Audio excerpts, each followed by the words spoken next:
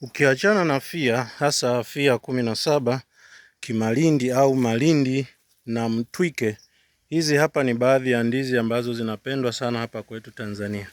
Ya kwanza kabisa ambayo utaikuta sana sokoni kwa wale watu wanaochoma chipsi au nyama ni hii hapa. Na hii inaitwa mzuzu. Ndizi hii inapendwa sana kwa sababu ni tamu sana, hasa ukiikaanga au kuichoma. Na kwa wakulima wanaipenda kwa sababu inazaa kwa wingi, na ukiwekea mahitaji yake muhimu kama mbolea na maji na kuisafishia au kuipalilia vizuri, inakuwa na mgomba mkubwa sana na inauzwa kwa bei nzuri sokoni.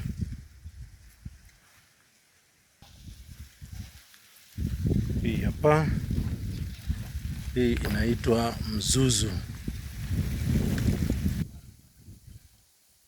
Aina ya pili ni mkono wa tembo. Mkono wa tembo inataka kufanana kama mzuzu, lakini sifa yake kubwa ni kwamba inakuwa na ndizi kubwa sana. Na zipo aina kuu kama mbili. Moja ni hii ambayo inakuwa na chane moja tu na inakuwa na ndizi chache kwenye mkungu. Kwa mfano hapa naona 1, 2, 3, 4, 5, 6, 7. Hii ina ndizi 7. Ndizi hizi sifa yake kubwa ni kwamba huwa zinakuwa kubwa sana. Ijapokuwa kama aina hii inazaa ndizi chache kwenye hilo chane moja. Aina nyingine ya mzuzu ni kama hii. Hii nayo inakuwa na ndizi kubwa, lakini inakuwa na vichane kadhaa. Kwa mfano hii naona ina vichane 1, 2, 3, 4, ni kama vichane 5 au 6 hivi. Kwa hiyo hii kama ukipata sehemu nzuri, udongo mzuri, ukaipa matunzo sahihi, unapata ndizi nyingi sana. Nimewahi kuipata moja ilikuwa na ndizi takriban 40 kwenye mkungu mzima na vichane kadhaa. Kwa hiyo ukitoka hii unakuja ndizi aina ya 3. Hizo ndizi aina 2 kwa asilimia kubwa ni za kukaanga na kuchoma. Japokuwa unaweza ukazichemsha pia, lakini maarufu kwa kufanya hivyo.